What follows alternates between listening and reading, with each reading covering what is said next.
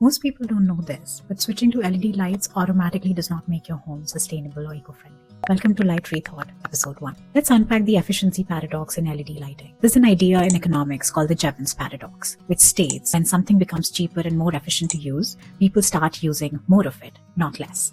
LEDs were developed in the 60s and the 70s, and at that time and for years to come, they were promoted as this lighting revolution because it consumed far less energy as their traditional alternatives like incandescent lamp. But over the years, something unexpected happened. Instead of reducing energy use, we started installing more lighting. Brighter streets, brighter architectural lighting, overnight lit plazas, homes, signages, everything. So even though energy per bulb went down, the collective and the total amount of artificial light in the environment went up.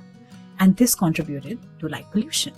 But this is not the only issue with LED lighting. All LEDs have a blue light problem, which means all LED contain a large amount of blue light in them. Why is that a problem, you ask? Because when we are surrounded by blue light, our brain is triggered into believing that it's daylight. And this interferes with our circadian rhythms, hormonal production, and even melatonin production.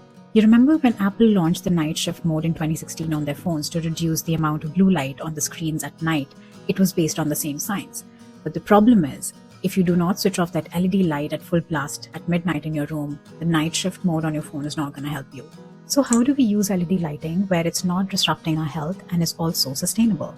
These are the 3 recommendations I give to all my clients. First is pretty straightforward. Use lighting only when necessary. Second, whenever you're going to buy a bulb or a fixture for your home, look at the Kelvin rating of that fixture. Anything below 3000 Kelvin is recommended. Anything above, don't buy it. Third, if you're buying lighting for the exterior of your homes, make sure you use timers, dimmers, or motion sensors. This will ensure that the lights are not on throughout the night when they're not needed. LEDs are incredibly efficient technologies, but efficiency alone does not create sustainable living. Thoughtful and responsible lighting design does.